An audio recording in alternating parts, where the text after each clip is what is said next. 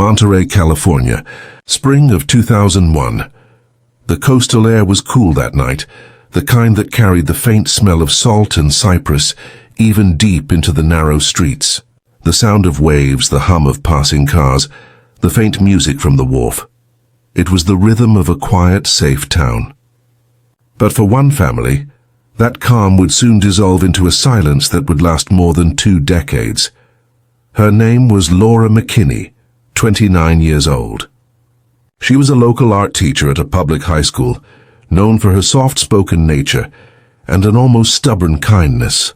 Her students adored her, the kind of teacher who noticed when a kid skipped lunch or when a drawing came from something more than imagination. She rented a small sunlit apartment near Cannery Row, decorated with thrift store finds and old Polaroids taped on the fridge. On April 14, 2001, Laura left her apartment just after 8:30 p.m. She had plans to meet friends for dinner at a seafood restaurant downtown, a small celebration for finishing the school's spring art exhibit. She never made it.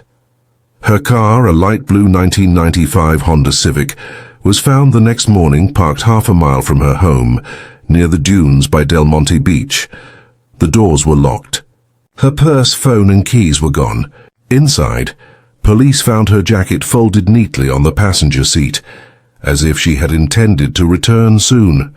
Detective Raymond Ellis, one of the senior investigators for the Monterey Police Department, remembered that morning vividly. He described the scene later as eerily calm, like she'd stepped out for a moment and just never came back.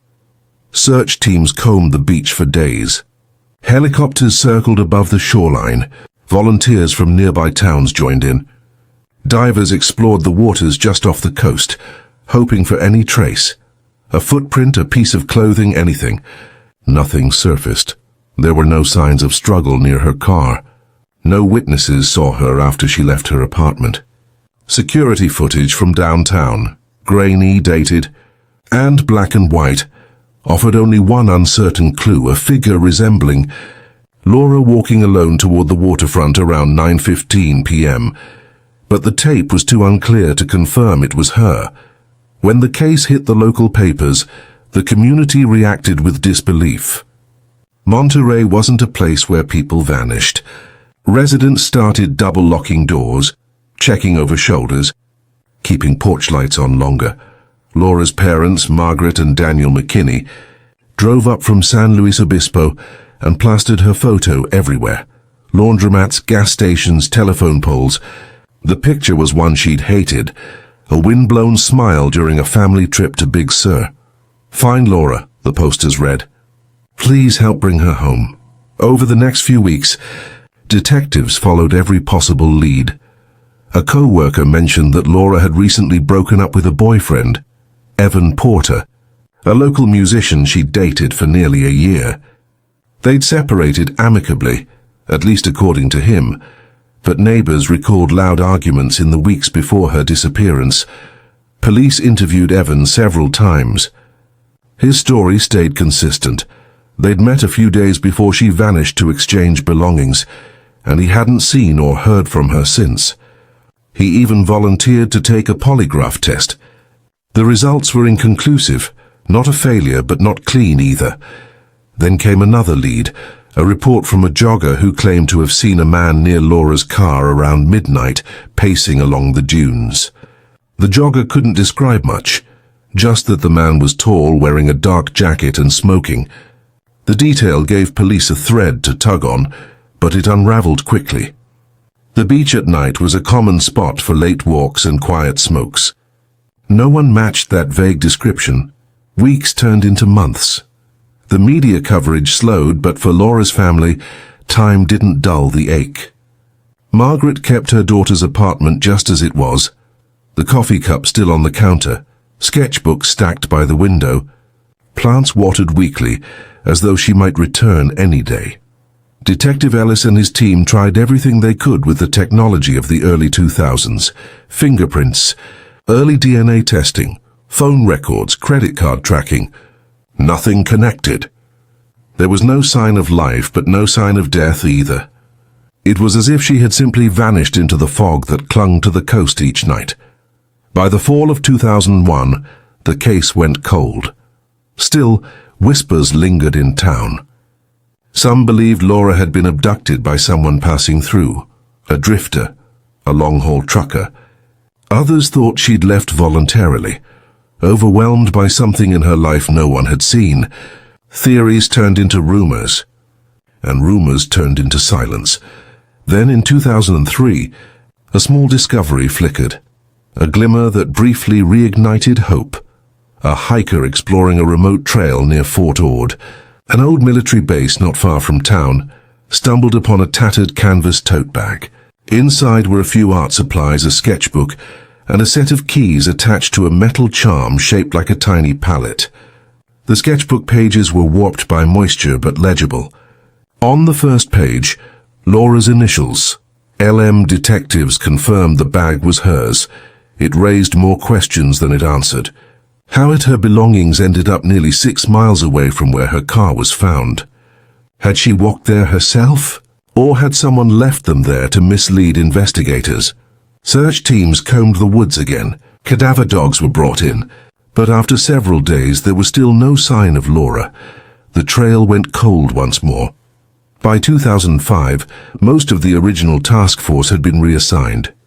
Only Detective Ellis kept the file on his desk. He'd reread the notes often, replaying every line of witness statements, every map, every theory. It became personal, he admitted later. She wasn't just another case. She was someone's daughter, someone who deserved an ending. Over the next decade, the case remained dormant. Evidence sat sealed in brown envelopes in the police archive. Every year, on the anniversary of Laura's disappearance, her parents held a small vigil on the beach. Dozens would gather, candles flickering against the wind, Margaret clutching a framed photo of her daughter. "If you know something," she'd say, voice trembling, please come forward." But no one did. Technology moved forward. DNA databases expanded. Cell phone triangulation became sharper. Digital forensics more powerful. Yet Laura's file remained untouched, until a new detective, Nina Alvarez, joined the Monterey Police in 2020. She was young, tech-savvy, and part of a new initiative to re-examine cold cases with modern tools. Laura's file was among the first she pulled from the shelf. Inside she found the old evidence logs, the car photos, the sketchbook, and most notably, a series of phone call records from April 2001. The data was basic, pre-smartphone era, but one detail caught her eye. A single 46-second call made from Laura's phone around 9:22 p.m. the night she vanished, to a number not listed anywhere in her known contacts. The number was disconnected, long inactive. But Detective Alvarez noticed something else. The area code wasn't local. It traced back to Los Angeles County, nearly 300 miles away. Why would Laura be calling a number down south that night? That one anomaly set off a new chain of questions, and for the first time in 18 years, the quiet hum of Monterey's police station stirred with the sound of possibility, that maybe after all this time, someone out there still knew what really happened to Laura McKinney. Detective Nina Alvarez was part of a new generation of investigators, one fluent in both intuition and technology. By 2020, she'd worked several successful reopenings of long-dormant cases, leveraging digital evidence that simply hadn't existed 20 years earlier. When she opened the McKinney file, it wasn't just another cold case to her. It was a puzzle frozen in time, waiting for a different kind of key. She started by digitizing everything, every document, every photo, every report. The original file was heavy, nearly 2 inches thick, its pages yellowed and filled with handwritten notes from Detective Ellis. Laura McKinney, female, 29, missing since April 14, 2001, the front cover read. But beneath that simple summary was a tangle of details, dead ends, and unanswered questions. The first thing that stood out was the call record from that night, 9:22 p.m., A 46-second outgoing call to an unfamiliar Los Angeles number. Back in 2001, that kind of information had been next to useless. There was no GPS data attached, no cell tower triangulation worth a lead. But now, with access to archived telecom records and new data tools, Alvarez could trace historical ownership. She submitted a request through a national telecom database used by law enforcement, searching for who had held that number in April 2001. The result came back 3 days later. The phone had belonged to a pay-as-you-go cell line registered under a false name, Michael Perry. That kind of throwaway phone was common at the time, but the purchase record, strangely, was still available through an old distribution company database. The phone had been sold in Los Angeles County, at a small electronics shop in Glendale. That was the first connection on a tiny thread linking Monterey to Southern California. Detective Alvarez began cross-referencing the name and address with old police reports. No Michael Perry matched any local records. But then she remembered something Ellis had mentioned in one of his handwritten notes. A former boyfriend of Laura's before Evan Porter. Someone she'd dated briefly in 2000. His name, Mark Perry. Alvarez froze. The surname matched. The first name didn't. But what if the Michael was a cover, a middle name, or simply a false registration? She started digging deeper. Mark Perry had moved out of Monterey in late 2000, just months before Laura's disappearance. He was a freelance graphic designer who had spent time in Los Angeles and had a minor record. A DUI and a restraining order, filed by a former girlfriend in 2004. There it was, another. Link. Alvarez contacted Detective Ellis, now retired but still living in town. She arranged to meet him at a cafe overlooking the harbor. When she mentioned the number, Ellis looked down at the file she'd brought, then back up at her, his expression tightening. Mark Perry, he said quietly. I remember him. Laura mentioned him once. Said he was charming at first, then jealous, controlling. We looked into him briefly, but he'd moved away and there wasn't much tying him to her disappearance. No contact since they broke up. Except this, Alvarez said, pointing at the call log. Ellis leaned back. You think she called him that night? It's possible, she replied. Maybe she reached out. Maybe he was in town. Ellis shook his head slowly. If he was, we never knew it. That night, Alvarez couldn't shake the thought. A single phone call, 46 seconds, barely enough time to say hello and goodbye. What if it wasn't her making the call at all? What if it was him using her phone? She filed a subpoena for the old cell tower data, linked to both Laura's and the prepaid phone's records. The results took weeks to process. Cell tower pings from 2001 weren't easy to extract. But when they came back, they revealed something striking. Both phones had connected to the same tower near downtown Monterey that night, within minutes of each other. That meant Mark Perry had been in Monterey on April 14, 2001, something he'd denied ever since. By now, 20 years had passed. Tracking him down wasn't simple. Perry had moved several times, living under different addresses across California and Oregon. But digital footprints are stubborn things. No matter how much someone tries to disappear, traces remain. Alvarez requested recent DMV records, social media accounts, and even public utilities data. Eventually she found him, living in a small town near Medford, Oregon, under his real name. He was 48 now, divorced, no children. Working as a freelance web designer, she brought the file to her supervisor and made the case for reactivation. After some deliberation, the Monterey County District Attorney's Office approved it. A formal request was sent to Oregon authorities for an interview. In August 2021, Detective Alvarez and a local Oregon investigator visited Perry's home.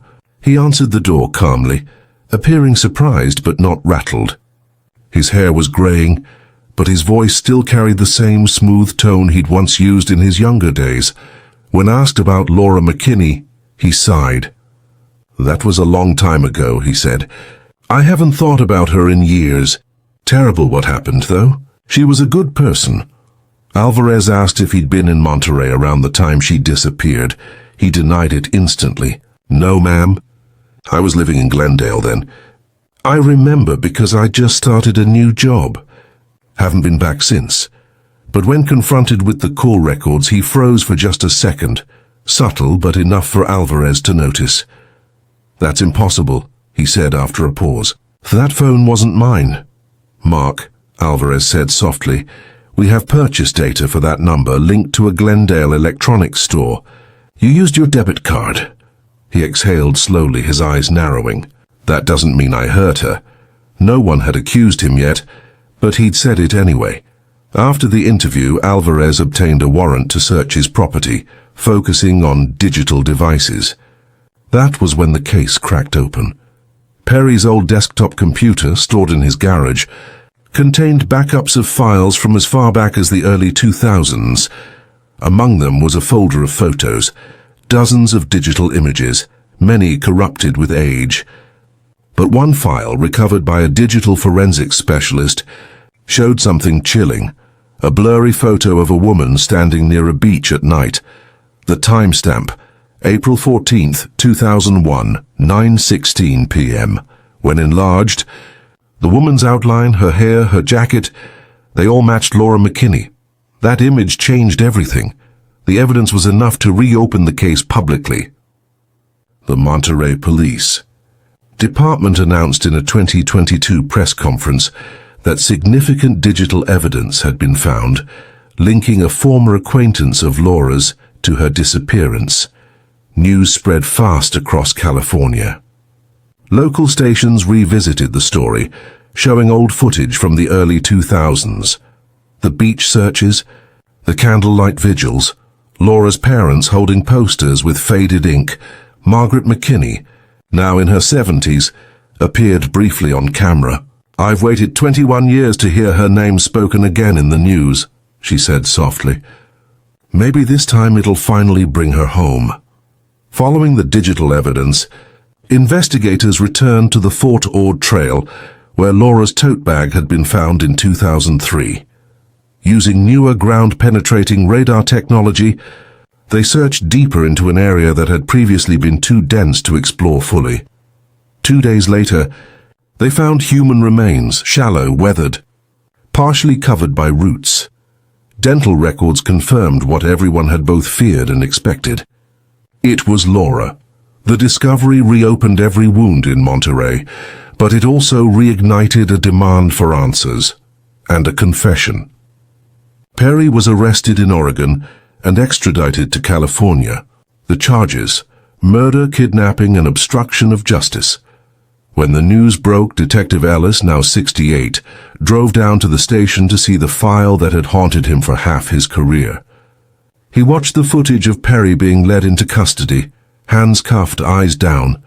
He aged, Ellis murmured, but not enough to forget. The arrest brought relief, but also confusion. What had really happened that night? Why had Laura called him, or why had he called her? What was said in those 46 seconds before everything went dark? In the interrogation room, 21 years after the night Laura vanished, Mark Perry finally began to speak, and what he said would change everything the investigators thought they knew about the case, revealing a secret buried deeper than the dunes where her car had been. Found the interrogation room was quiet except for the hum of the air vent and the faint buzz of the fluorescent light above. Mark Perry sat on one side of the metal table, hands folded, his gaze fixed on the wall. Across from him, Detective Nina Alvarez and a representative from the Monterey County District Attorney's Office watched him with patient intensity. It had taken 21 years to get him here. 2 decades of silence, half-truths, and a family's endless grief. Now every second mattered. Mark looked older than his age, lines cut deep into his forehead, his hair thinning, his voice brittle but deliberate. When Alvarez entered, he didn't raise his eyes at first. She set a file on the table, the photo recovered from his computer, a copy of the phone records and the sketchbook found in the woods years earlier. For several minutes, No one spoke. The silence stretched until Alvarez finally said, "You knew Laura McKinney." Mark's response was almost a whisper. "Yeah, I knew her. She was your ex-girlfriend," he nodded slowly. "A long time ago. You told police in 2001 that you hadn't seen her since the breakup, that you were in Los Angeles." "That's right." Alvarez slid the photo toward him. "Then explain this." He glanced down, his eyes tightening when he saw it. The image showed Laura, barely visible, illuminated by a faint reflection of light against the sand. "Where was this taken?" he asked, his voice faltering slightly. "You tell me," Alvarez replied. "Because according to the data, that photo was taken at 9:16 p.m. on April 14th, 2001, just minutes before she disappeared." Mark leaned back, exhaling through his nose. "You can't prove that's her." "We can," she said quietly. "Her clothes, her hair, her posture, it's her. And it was taken with your camera." The room fell silent again. The only sound was the faint tick of the wall clock. Alvarez leaned forward, lowering her voice. "Mark, we found her. Near Fort Ord, you left her there." For the first time his composure cracked, his jaw clenched. His eyes darted toward the window, toward the small camera mounted in the corner. "I didn't mean to," he said softly. Alvarez froze. "Didn't mean to what?" He swallowed hard. "It wasn't supposed to happen like that." The words hung in the air, heavy, irreversible. She didn't interrupt. She let the silence press him forward. "I came back that weekend," Mark began. "I was in Monterey for a freelance job, just a few days. I hadn't seen Laura in months. I called her from the hotel. I just wanted to talk." "About what?" Alvarez asked. "About us. About maybe starting over." He looked down at his hands. "She agreed to meet. Said she was heading out with friends later, but had time before dinner. So we met by the beach, near the dunes, the same area where her car had been found. She got there around 9, he continued. We talked. It started okay. But when I asked if she was seeing someone new, she said yes. Said I needed to move on. I lost it." He paused, rubbing his temples. I grabbed her arm. She told me to let go. I did. But then she tried to walk away. I followed her, yelling. She tripped in the sand, fell. I reached down to help her up, but she pushed me. I grabbed her again, harder this time. His voice cracked. She hit her head on a rock. There was blood. I panicked. The DA representative leaned forward. You expect us to believe that was an accident?" Mark's breathing grew shallow. "It was, I swear. I didn't mean to hurt her." Alvarez kept her voice even. "What did you do next?" He hesitated. I froze. She wasn't moving. I tried to wake her, but she wasn't breathing. I checked her pulse, nothing. Tears welled in his eyes for the first time, though no one in the room was sure whether it was remorse or fear. "I carried her to the car," he said. I didn't know what to do. I drove around for hours, the back roads, the trails. I remembered that old military base. I'd been there once before, hiking. It was empty, quiet. I buried her there. Took her bag, her keys, her phone. I thought if it looked like she'd gone missing, they'd never find out. He looked at the photo again. I deleted everything. Or thought I did. Didn't know they could still find that picture. Alvarez's hands tightened slightly around her pen. "You kept that camera, those files, and all these years." "Why?" Mark exhaled, his voice breaking. "Because I couldn't get rid of it. Every time I tried, something stopped me. Like maybe I wanted to be caught." The DA official asked, "Did you call her that night?" Mark nodded. "From the hotel." She answered, "Told me to leave her alone. I begged her to meet me for 5 minutes. Said I just wanted closure. And she agreed." "Yes? And after you buried her?" Alvarez asked quietly. He stared at the wall. "I went back to the hotel, washed up, threw away my clothes. Drove back to LA the next morning. I told myself it was an accident. But every night after that I saw her. Every night." For a long moment no one spoke. When he finally looked up, his eyes were red. "I didn't mean to kill her," he said again, almost pleading. You have to believe me." Alvarez looked at him for a long time before replying. "You had 21 years to come forward, 21 years to tell her parents what happened. Instead, you let them live in hell." He didn't answer.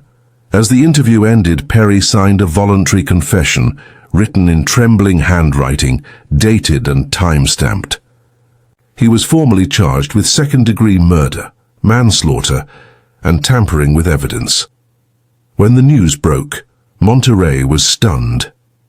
For so long, the case had felt like a ghost story, a tragic mystery frozen in time. Now there was finally a name, a voice, and a confession. That night, Margaret and Daniel McKinney received the call they'd been waiting for and dreading. Detective Alvarez personally drove to their home, the same house filled with Laura's paintings and old photos. She sat across from them, holding the case file. "He confessed," she said softly. "We found her near Fort Ord. She didn't suffer long." Margaret's eyes filled with tears. "He killed her?" Alvarez nodded. For a moment, no one spoke. Then Margaret whispered, "Thank you." Her voice trembled, but there was strength in it. The strength of a mother who had carried a wound for 21 years and was finally, painfully allowed to close it. The following week, the police held a press briefing. Standing beside the McKinney family, Alvarez summarized the investigation. "This case reminds us that evidence doesn't forget," she said. "That even in silence, truth leaves a digital trail. And that justice, no matter how long it takes, can still find its way home." Detective Ellis, watching from the crowd, felt a quiet satisfaction. He had spent years haunted by the question of what had happened that night. Now he finally had an answer. As for Mark Perry, he was transferred to the Monterey County Jail to await trial. His confession had sealed his fate, but not the whole story.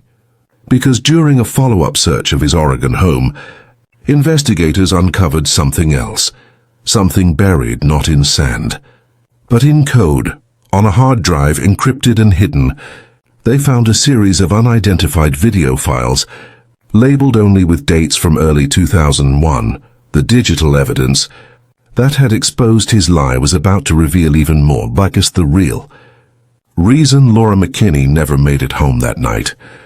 The dim basement of the Monterey Police Department. A digital forensics team worked late into the night. The air hummed with the quiet rhythm of computer fans and the steady tapping of keys. On one of the monitors, lines of encrypted code scrolled endlessly, the hidden contents of a hard drive recovered from Mark Perry's home in Oregon.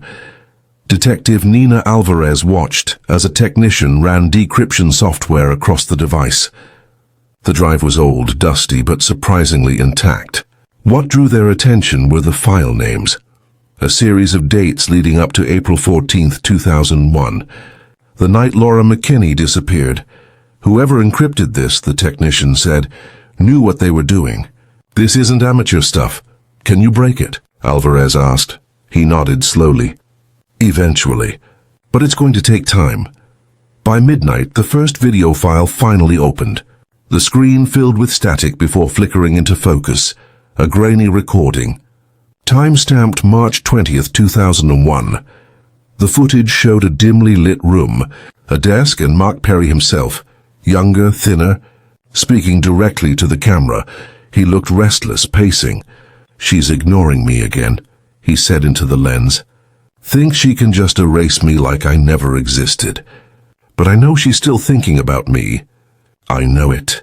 The second file was worse. Dated April 5, 2001, it showed a car following another vehicle at night. The dashboard lights glowed faintly, and the muffled sound of breathing could be heard behind the camera. Perry was recording himself tailing Laura's Honda Civic through Monterey.